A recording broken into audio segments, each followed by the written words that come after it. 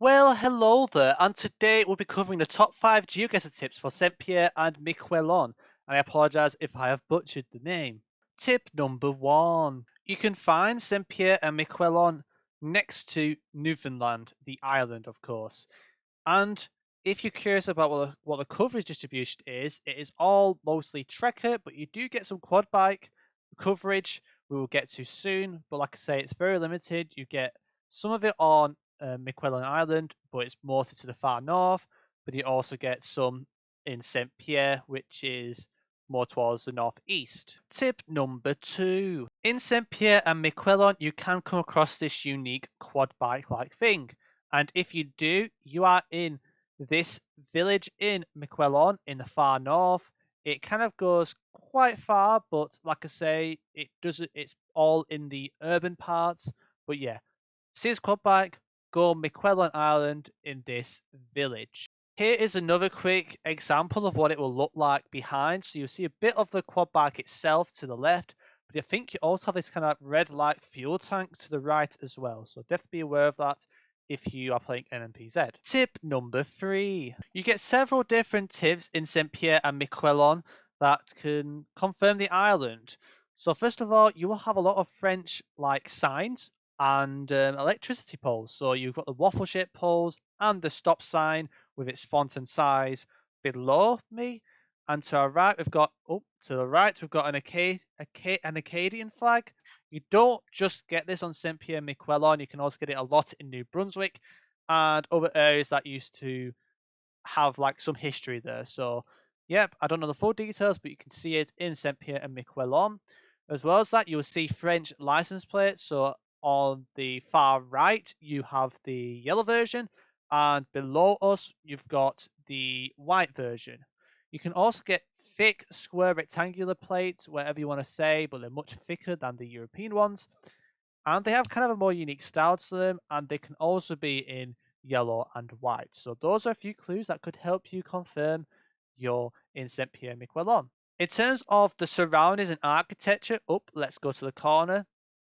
We have a lot of houses that are made out of wood, and it can kind of give more of a Nordic feel. It's like a mix between Norway and Canada. It's very strange. The grass is very well kept. That's one thing I've noticed about this village is the grass is so well kept. And the roads are fairly good quality. And you get a lot of these white houses with wooden planks. They vary in colour quite a lot, but you can also get some Nordic-like houses, which you can kind of see one really far out to the northeast-ish. But yeah, it really varies a lot, but mostly it's made out of wood, and you kind of have that Nordic and Canadian kind of architecture going on. Tip number 4. This is the only boat coverage you will get on Saint Pierre Miquelon, and this is what the front looks like, and you will get it between Saint Pierre and this other island to the east of it. It's along kind of that route between the two. And if you're curious what it looks like on the other side, this is what it looks like. And tip number 5. Okay, so now we're going to move on to trekker coverage. So if you're in an urban area for the island and you don't have a quad bike, there is a very high chance you're in Saint Pierre, the actual urban part, on the different island we were on previously in Miquelon. So that's a good way to separate the one from the other. One has a quad bike, one of them doesn't. On the island of Marins, or the Isle of Marine, I apologize if I pronounced that wrong, you get kind of a little hint of an urban feel with the houses, but it is super green. Like, it's much more green than the other urban parts we've had in Miquelon and Saint Pierre. So that is very handy to know, and that's a good way to guess this island. Okay, this is where it gets more interesting. So we are currently still looking at Saint Pierre, and it's very interesting. So you get a combination of three things going on. So you either get very dense, like short woodland, or just woodland in general. You see a lot of Christmas trees here. You see a lot of Christmas light trees, so like fir trees. But you also get a lot of like taller grass.